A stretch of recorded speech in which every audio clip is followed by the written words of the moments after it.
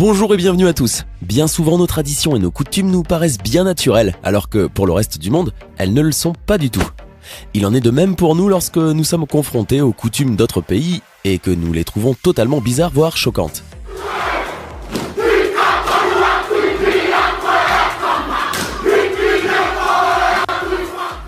Et oui, chaque pays a ses coutumes, ses lois et ses traditions loufoques. Et aujourd'hui, je vous garantis que vous allez être servis. Installez-vous confortablement car dans cette vidéo, nous nous intéressons à 10 choses qui se font différemment dans d'autres pays. Mais d'abord, voici la question du jour. Que fait la hyène? Elle chuchote, option A, elle crie, option B, ou elle hurle, option C? Réfléchissez bien et écrivez-moi votre réponse dans les commentaires. Les pleurs avant le mariage, Chine. Bien que les mariages soient généralement accompagnés par des larmes, les épouses et les filles du peuple Tujia, en Chine, ne font pas les choses à moitié. Un mois avant le mariage, la mariée doit pleurer pendant 1 heure tous les jours. 10 jours plus tard, la maman se joint à l'épreuve. Puis 10 jours de plus et la grand-mère fait de même. À la fin du mois, toutes les femmes dans la famille pleurent à côté de la mariée. Pourquoi ? Eh bien, c'est en fait censé être une expression de joie que les femmes pleurent, le tout formant comme une chanson. Partager sa femme, Groenland. Ceux qui rendent visite à une famille au Groenland ou en Arctique reçoivent un cadeau très spécial. Le maître de maison leur offre sa femme pour passer la nuit. Bien que cela paraisse incroyable, ne pas accepter cet acte de générosité peut beaucoup offenser les hôtes. Refuser le cadeau peut même coûter la vie. D'autre part, dans un autre endroit du monde appelé le Mozambique, il est normal que des amis se prêtent leur partenaire en cas de problème de fertilité. De même, il existe d'autres tribus africaines où les hommes ont coutume de s'entrevoler les femmes durant le festival annuel. La seule condition, c'est que les hommes doivent être mariés à une autre femme différente de celle qu'ils volent, bien sûr. Cracher sur ses amis, Maïsaïs. Si nous allons jusqu'en Afrique, nous pouvons connaître l'incroyable tradition des Maïsaïs, une tribu qui a coutume de cracher sur ses connaissances. Cela peut paraître une blague, mais le fait de cracher est considéré comme une preuve de grand respect entre les habitants de cette tribu. De même, il faut aussi savoir que tandis que nous saluons d'autres personnes en nous serrant la main, en faisant un câlin ou même en nous donnant un petit bisou sur la joue, chez les Maasai, il est obligatoire de cracher sur sa main avant de la tendre à une personne âgée en guise de respect de sa sagesse. Casser des assiettes, Danemark. Comme vous le voyez, au Danemark, aller chez des amis, des voisins ou des membres de la famille et leur jeter des assiettes à la porte est la tradition là-bas. Après le dîner du Nouvel An, la tradition consiste à casser les assiettes du dîner, ce qui offre en plus l'avantage au passage de ne pas être obligé de les nettoyer. Les assiettes sont jetées contre les portes des êtres chers qui sont ravis par cette action, car ceci représente l'affection que vous leur portez ainsi que de bons présages pour l'année suivante. Une autre tradition dans ce pays consiste à sauter du haut d'une chaise à minuit pile. On pense que cela porte chance à tous ceux qui y participent. Elles sont quand même bizarres, les traditions au Danemark. Tirer des flèches, Chine. En Chine, une coutume du peuple ouïghours, remontant à plusieurs millénaires, veut que le marié tire 3 flèches sur sa future épouse. Le but ? Que leur amour dure pour l'éternité. Mais pour que cette tradition ne connaisse pas un dénouement dramatique, les flèches n'ont évidemment pas de pointe. Il y a également une autre coutume très étonnante en Chine. Il n'est certes pas rare que les mariages soient accompagnés par des larmes, mais les épouses et les filles du peuple Tujia en Chine ne font pas les choses à moitié. Un mois avant le mariage, la mariée doit pleurer pendant 1 heure tous les jours. 10 jours plus tard, la maman se joint à l'épreuve. Puis 10 jours de plus, c'est la grand-mère qui fait de même. À la fin du mois, toutes les femmes dans la famille pleurent à côté de la mariée. Pourquoi ? Eh bien, c'est en fait censé être une expression de joie que les femmes pleurent, le tout formant comme une chanson. Se lancer dans le vide, Vanuatu. Dans cet archipel idyllique du Pacifique, plus précisément dans le village de Bunlap, les hommes pratiquent un rituel qui ressemble à du bungee, sans élastique.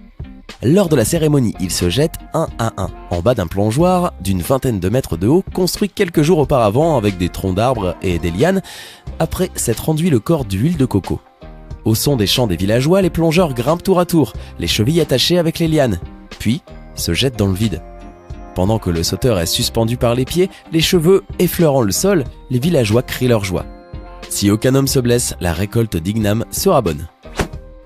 Pincer la mariée, Égypte. En Égypte, ils ont une tradition un peu bizarre que n'importe quel homme respecte à la lettre et qui consiste à pincer la fiancée. Mais ce n'est pas le mari qui le fait, mais plutôt les amis de la fiancée. Selon cette tradition, pincer la fiancée fait que les coups que le mari lui donnera ne lui feront pas mal, et la bonne chance des autres filles sera transmise à la mariée. Quoi ? Comment ça? Avez-vous compris ce que j'ai compris? Une tradition pour que les coups du mari ne fassent pas mal? Mais ne vaudrait-il pas mieux y instaurer la tradition de ne pas frapper sa femme, tout simplement? N'importe quoi. Ne pas utiliser de papier toilette, Inde. Bon, on entre tout de suite dans le vif du sujet. Saviez-vous qu'en Inde, les gens n'utilisent pas de papier toilette pour nettoyer, alors vous savez quoi? Bien que cela ait l'air étonnant et difficile à croire, la culture de ce pays est un peu différente de celle de la plupart des endroits. Alors que nous utilisons habituellement ce type de WC, en Inde, les toilettes ressemblent plutôt à cela. Ceci oblige les gens à faire leurs besoins dans cette position, ce qui d'après les médecins serait la bonne façon puisque cela vous aide à déféquer plus rapidement. Cependant, dans les salles de bain de ce pays, nous ne trouverons de papier hygiénique nulle part, ni rien d'autre avec quoi se laver. Alors avec quoi le font-ils? Eh bien, avec les mains, en utilisant de l'eau seulement. Donc si jamais vous allez dans ce pays, gardez à l'esprit que dans la plupart des hôtels, il n'y a pas de papier toilette. À moins que vous soyez logé dans un hôtel 5 étoiles. Se marier à un arbre, Inde. Dans quelques parties de l'Inde, les femmes qui souhaitent se marier sélectionnent le mari convenable en lui infligeant des coups sur la tête et au dos avec un bâton. Les hommes qui supportent mieux les coups sont ceux qui méritent de les épouser. Par ailleurs, la mariée faisant partie de la tribu Todas se voit obligée lors de la cérémonie de mariage de marcher à 4 pattes jusqu'à ce qu'elle atteigne le marié qui la félicite en mettant son pied sur sa tête. En Inde, on pense aussi que les femmes qui sont nées en Manglix, une combinaison astrologique de Mars et Saturne, sont maudites. La légende laisse croire que ces femmes sont susceptibles de causer un décès précoce à leur mari. Pour se débarrasser de cette malédiction, elles doivent donc d'abord se marier à un arbre, qui est ensuite coupé pour mettre fin à ce mauvais sort. Oui, les coutumes de mariage diffèrent d'une région à l'autre de l'Inde et la majorité de ces traditions sont empreintes à l'héritage hindou populaire. Il existe une autre tradition de mariage insolite en Inde. Il s'agit de l'acquittement de la mariée des frais de mariage, comme les tapisseries, les habits, les parures, l'ameublement de la maison et l'achat d'un véhicule, tandis que le marié s'occupe seulement de fournir la maison et la nourriture pour la cérémonie. Embrasser, États-Unis. L'une des traditions les plus connues aux États-Unis consiste à embrasser sur les lèvres la personne qui se trouve près de vous. On ne connaît pas précisément l'origine de cette célébration. D'après l'une des explications les plus curieuses, ceci remonte à l'époque romaine. Durant le festival des Saturnales, le solstice d'hiver, il y avait la tradition de partager un moment où il était possible d'embrasser les personnes présentes. De plus, il existe une superstition selon laquelle le fait de ne pas embrasser juste après minuit signifie une année de solitude. La zoophilie, Liban. Bien que la zoophilie puisse être considérée comme une perversion pour de nombreuses personnes, dans certains pays, elle est légale.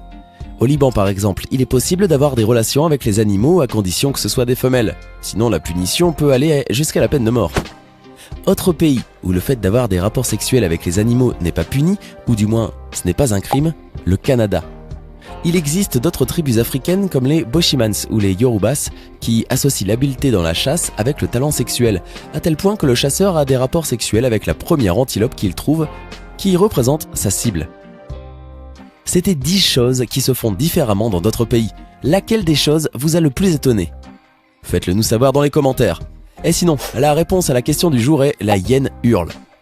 Effectivement, la hyène hurle ou ricane. Elle vit en bande de taille allant jusqu'à 80 animaux. Elle se nourrit la nuit et dort le jour. Elle peut courir à 65 km/h et elle est charognarde.